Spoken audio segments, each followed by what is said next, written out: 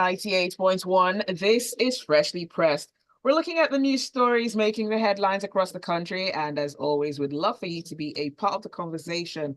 WhatsApp number 0809 444 0981. You can also tweet or X at Smooth981. Hashtag is Freshly Pressed 981. And we're also streaming live on our YouTube channel. It's Smooth981. Thomas and Zibby and our analysts are in, Mr. C and AB Bozimo. Good morning and welcome. Good morning, Zibby. Good morning, Mr. C. And good morning to Omats and all of the wonderful listeners out there. Good morning. Good morning, Zibby. Good morning, Omats. Good morning, AB. Good morning, Lagos, and to all the listeners out there. All right. Good morning, Mr. C. Welcome. Let's start off with the headlines from Premium Times.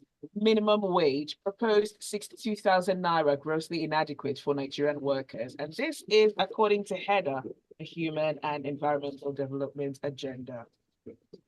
Okay, thank you, Zibby. So last week we were informed that representatives of organized labor and representatives of government had signed an agreement in which it was clearly stated that the government was committed to paying a sum more than 60,000 naira, and there are 4 signatures on the said document. Now, the Human and Environmental Development Agenda, which is an NGO, has come out to say that the proposed sum of 62,000 naira is grossly inadequate for a Nigerian worker to earn.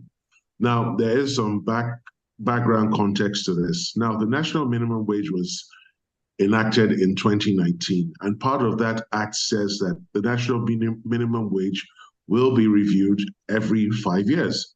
So 2024 is the 5th year since its enactment, and we must remember that in 2019, when the act was passed, the national minimum wage was 30,000. I will come back to the implementation of that 30,000 naira. Now we're here in 2024. Whatever sum is finally agreed upon will be the minimum wage for the next 5 years. Now, having said that, let's go back to the 30,000. In 2019, 30,000 had a certain corresponding value in the USD. Now, since then, we've had inflation march away, headline inflation, food inflation, continue to rise month on month since 2019. We're here now, and since the beginning of this year particularly, we have seen inflation continue to soar away. Now, we must remember that since the removal of the fuel subsidy, which was announced on the 29th of May, 2023, and then the subsequent floating of the naira, some considerable shock has hit the Nigerian economy, and we're still struggling to get out of it. Over the weekend, the president was still admitting that he was retooling his government to fix the shocks that had come about as a result of the twin policies that I earlier mentioned. Now, HEDA is saying 62,000 naira, and there are some Nigerians who believe that 62,000 naira is insufficient and inadequate to cater for a Nigerian worker. Now, there's also been some debate about whether it should be a minimum wage or a living wage. Now, we hear the position of the governors, and they say they cannot pay 60,000 naira or any other proposed minimum wage, that they would prefer to be left with the existing wage, 30,000. Now, this is instructive because at least 20 states have not been consistently paying the 30,000 naira. Now, the truth of the matter remains is if the governments at both federal, state, and local government levels, along with the organized private sector, maintain that they cannot afford an increase in wages now, and that position should be accepted. Should the corresponding position also be accepted, which is the workers say, we cannot continue to work as expected given the current low wage. Now, we must factor in something, right? All of this is happening because the economy is in a very poor state. Now, I have been quite disappointed with Labour because all they're fixated on is increasing the minimum wage. forgetting that the moment the minimum wage is increased, the prices of goods and services will all go up because people are waiting to see what the increase comes to. What I would have preferred Labour to have been saying, and this is a real mystery why they didn't engage professional negotiators. I'm not sure the leadership of of organized labor have been trained in the art of negotiations. I would have expected them to seek an amendment of the National Minimum Wage Act. That review period of 5 years is too long. I also expected them to say, okay, tie minimum wages to the market, index it to the market the way Ghana has done it, so that if there's any substantial fluctuation in the rate of inflation or any shocks, then the minimum wage is accordingly automatically adjusted. I also expected them to phase their demands over a period of time, make it shorter, maybe a year or two, and then get firm commitments from the government at all levels to improve upon their performance. Then also they should address the known fact that some of the existing labor workforce at all levels of government is simply unproductive. But they didn't do that, and they appear to seem to want a very quick win. Now, quick wins are short, and the long-term effect of quick wins are almost always negative. Now, sadly, they have signed a document which says we'll pay something above 60,000 naira. So imagine a situation where the government says, okay, according to the agreement we signed, we said anything above 60,000 naira. They say, okay, we're going to give you 60,100 naira. An agreement is an agreement. That's above 60,000 naira, really. So it beats the imagination, and it begs the question, what's the long-term plan of labor? Nobody's holding the governors to account. And now, let's go to the state governors. They have said they can't pay. The Nigerian Governors Forum, which represents all 36 of them, came out with a statement through their spokesperson saying they can't pay. Now, they didn't state why they can't pay. They didn't state any commitment towards, okay, starting to pay in the nearest future. No milestones, no promises, nothing. It's just we cannot pay. Now, when we juxtapose that against what we see on a regular basis, where public officials at all levels seem to live the standards of life that we simply cannot understand, it then begs the question, you want us to continue adjusting our belts, but it appears you're unwilling to do that. So big questions. And if government comes back with a figure that is simply not sufficient to take care of the workers, are we heading for another strike? Are we heading for a complete shutdown of the economy? Time will tell, because this week we must get some decision or agreement on where we're headed to. Remember, Salah is next week. Let's see what this week presents. All right. While the rhetoric questions erase now blows in the wind, AB, you adding some more? According to the agreement, 60,000 naira and 50 kobo is compliant with the agreement. So for Labour to have put their signatures to a piece of paper that had absolutely nothing worth taking home, whatever comes out, they can't say the government has failed. I wonder whether this HEDA was existing when governors and so on were eating 964 billion naira in the first quarter for drinks, some of which they must have spent when they grouped together to say they cannot pay 60,000 naira. Let me put it this way. It's a matter of context. Strictly speaking, 60,000 naira may look very large on the balance sheets, but it's because they have not prioritized workers. Instead, they are prioritized, like we saw, food and drinks and a few other utilities. That was in the news last week. But, you know, Labour had an opportunity to make a point about lowering the overall cost of living. In their completely myopic manner, they focus solely on the minimum wage, and therefore, I believe they have missed the moment where they might have had the maximum impact, and now they can be held to the agreement that 60,000 naira and 50, in fact, government is putting a whole 1,950 naira and 50 kobo on top of what they should have got, in my view. Next story, please. In other news, from the Punch newspaper, few foods lead as imports hit 12 trillion naira. That's coming from the Punch newspaper. I want to say, first of all, that in a sea of poorly written stories, this particular story by the Punch is singularly the worst written story stylistically I have ever read in my life. They have said the same information 3 or 4 times repeatedly with no variation. I think it is a spectacularly badly written story. It's a story of numbers. It's a story about how imports and inflation and all that go. And it could have been sent in one tweet. Back now to the contents. We're understanding that the imports for Q1 of 2024 were 12.64 trillion, which represents a 39.65% increase from 9 trillion in Q4, that's just the last quarter, and a 95, almost 100% rise from the same time frame last year. That's the imports. We understand that the imports were for raw materials, agricultural goods, and a few other things. And that's it. That's the end of the story.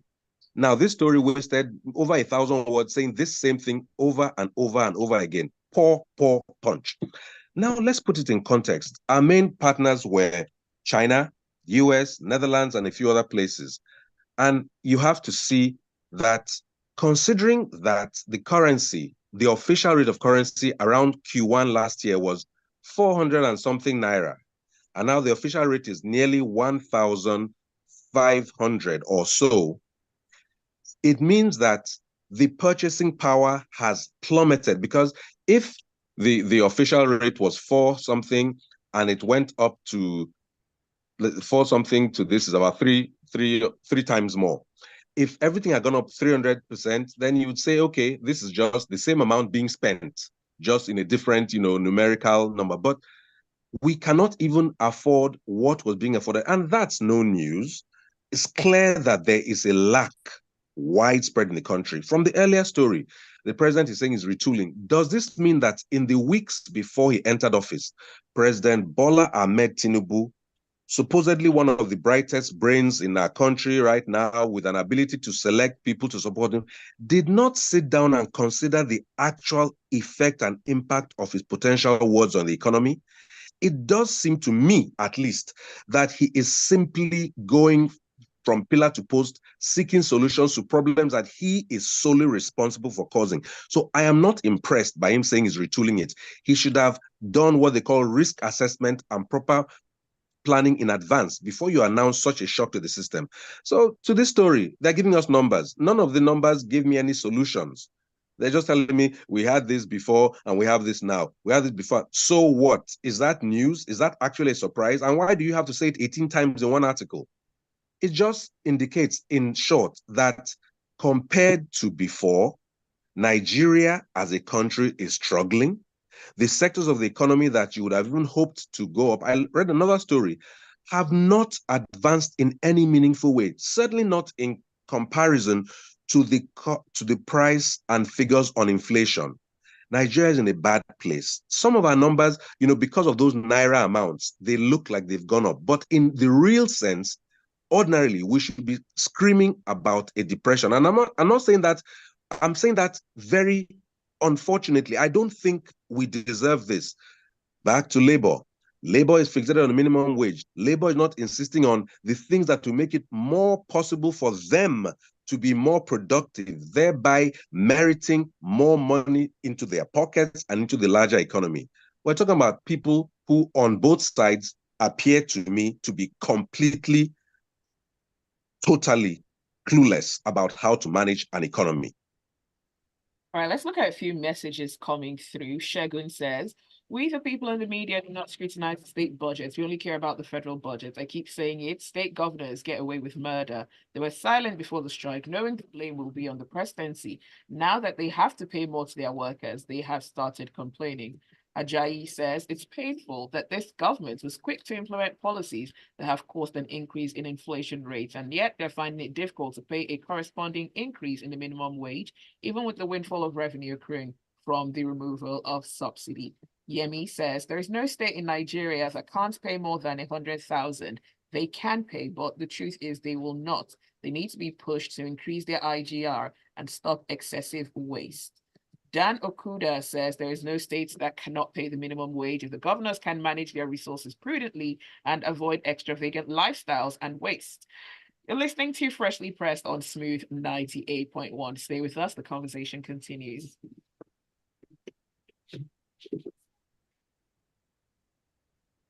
Honestly, it's a matter of priorities. They are not interested in actually paying, but labor itself, in my view, is so misled and myopic. Minimum wage, that as soon as you get it, will be swallowed up in one bag of rice. How do you make that, and then, like we say, the leaders, if you want to call them that. Coming on. Okay.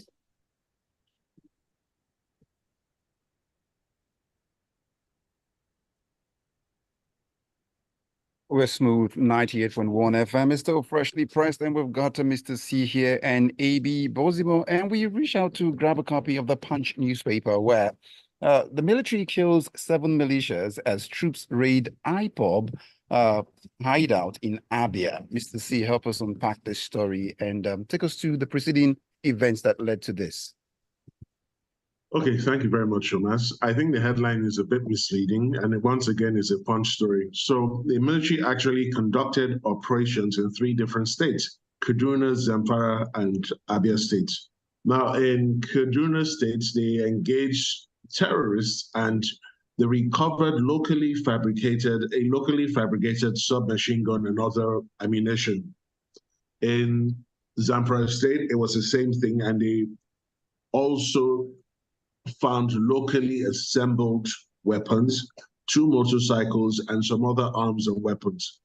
Now, I'm going to dwell on this a bit before I go to Abia. Now, this is a bit disturbing because if we're now having local arms manufacturers, are we tracing, are the security agencies taking all the necessary steps to trace and locate these arms foundries and shut them down, and also get the masterminds behind these local arms plants and figure out how they're being funded, where they're getting the steel and the materials they use to fabricate these weapons from, and then just ensure that this is not a pan-Nigerian criminal effort being undertaken by a criminally organized group.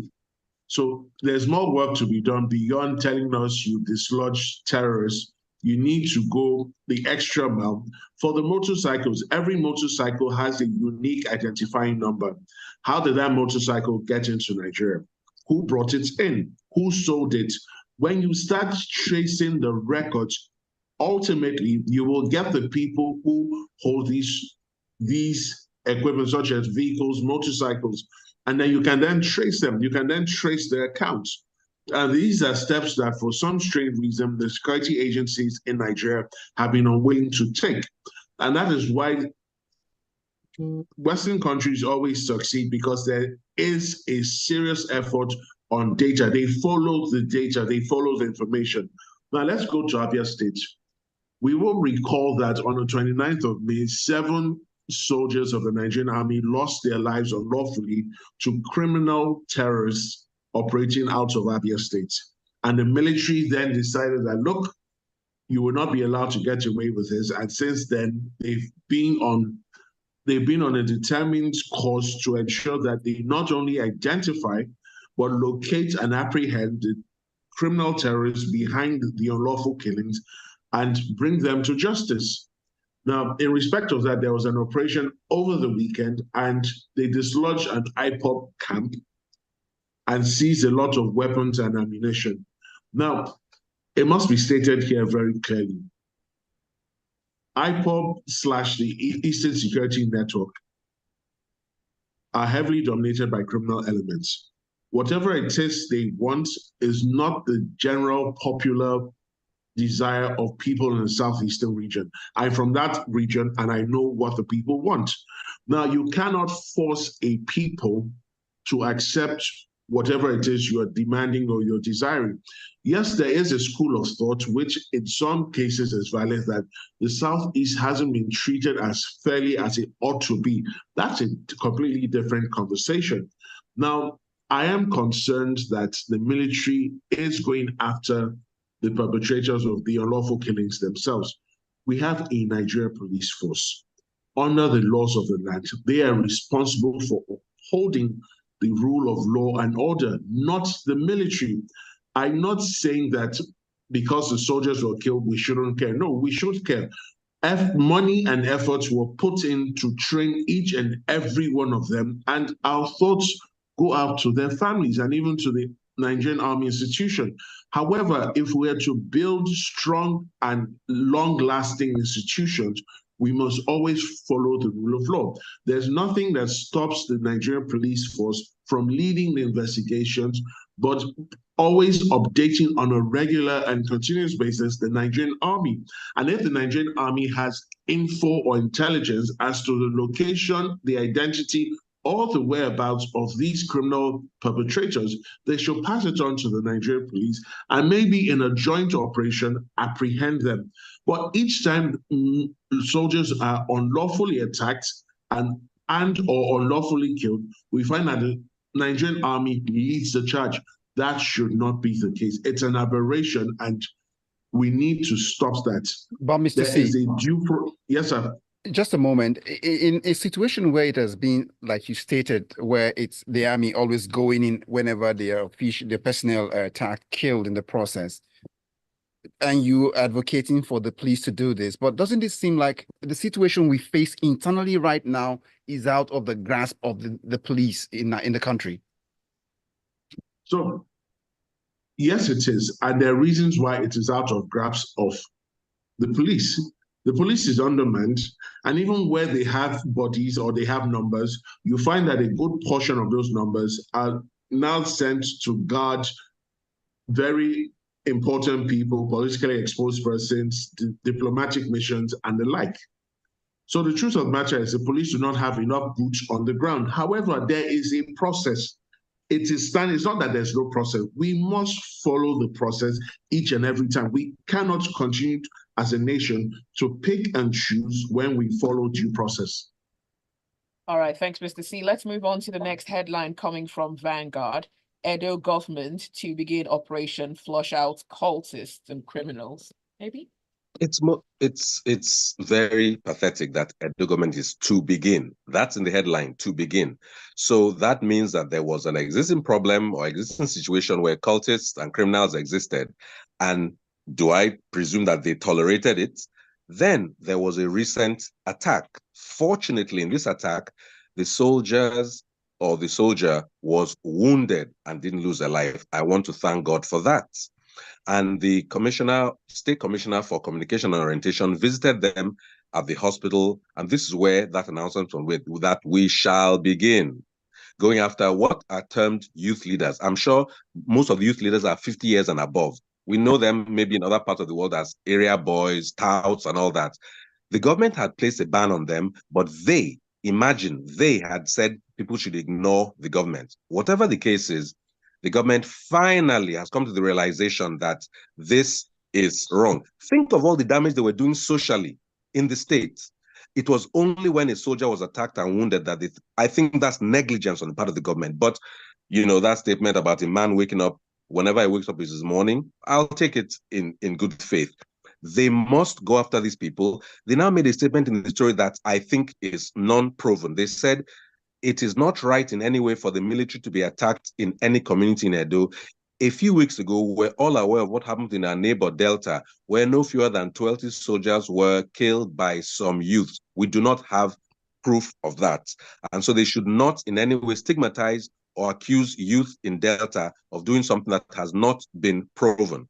They should identify the people. But that's just on a separate note. These so-called youth leaders are part of the cultists and all that. And yes, they must be stopped from their socially negative activities. I hope that this brand new in 2024 June resolve will lead to the proper result in that we cannot accept any security forces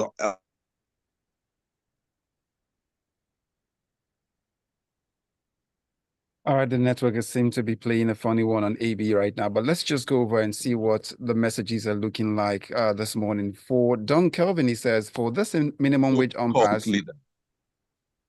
So-called youth leader, sorry.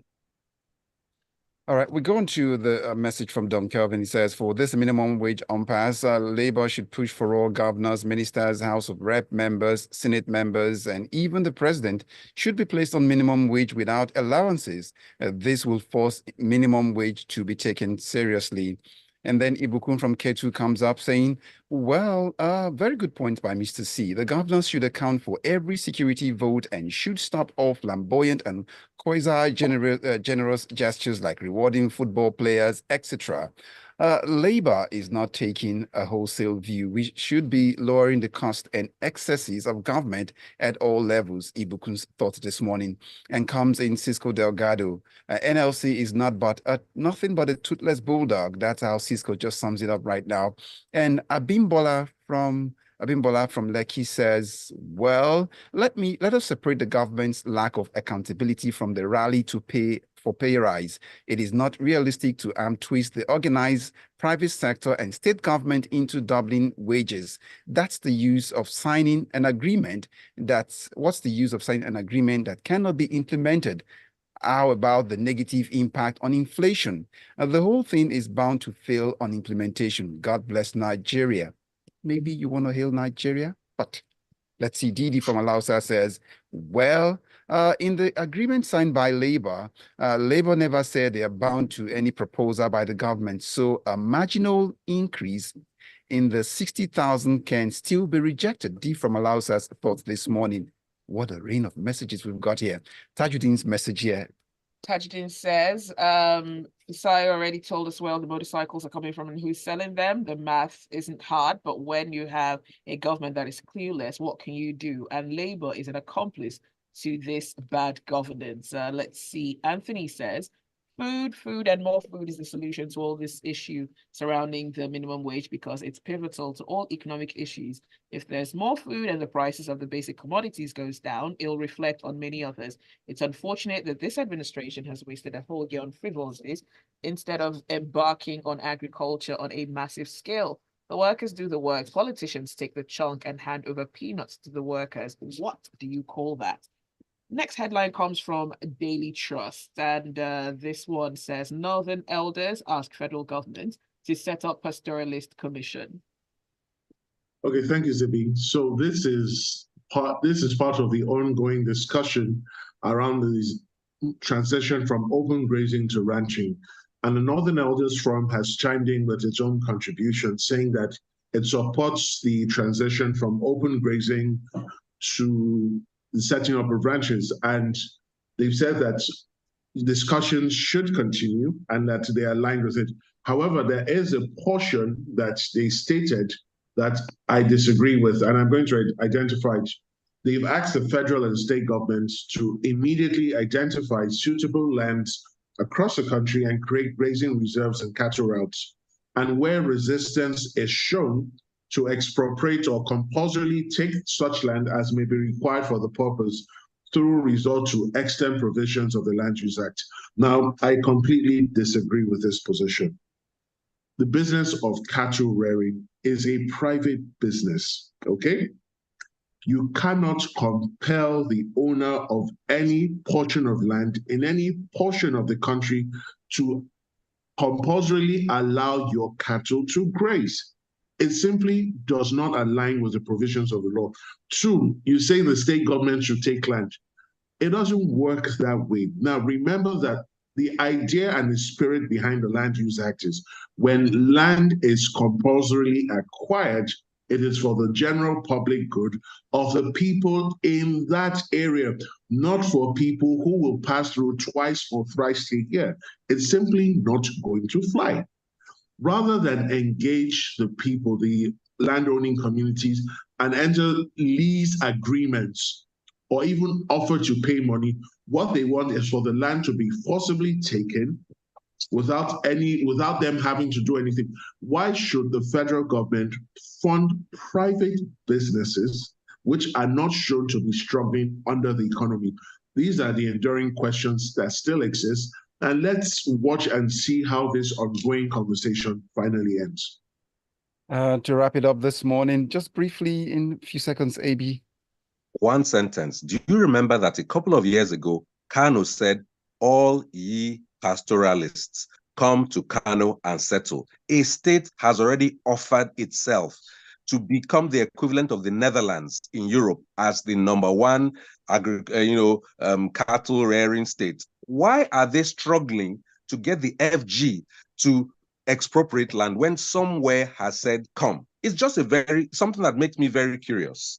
But then the commander-in-chief who made the pronouncement is also out of the state. But moving on, Abbas's message is waiting. Well, okay, that's true. That's true. Right. Abbas's message. Omas, quick point. Governance is a continuum. Okay. Whether a chief executive stays or goes, governance continues. So that official policy has not been revoked. All right. So Abbas Oladepo's message is what we're looking at. It says, Aranga on this minimum wage seems to be mainly about the perception of wastage and extravagance of people in government. That alone has made us shut our minds to other reasons why labor's demand is unsustainable. We are waiting patiently to know how much we will be paying our cleaners. Well, we are all experts in everything except for people who are actually assigned for particular roles. Good one. That's how we sum it up. Unfortunately, we can't read all the messages, but thank you for listening and thanks for sending your thoughts across. Thank you so much to our analysts, Mr. C and AB Bozimo, for joining us this morning. Thank you. The pleasure and privilege are both mine. Hit me up at AB Bozimo on all platforms. It'd be great to talk more about the stories. Agree, have a great disagree. Thank you for having me. All right. Thanks so much. Have a great day.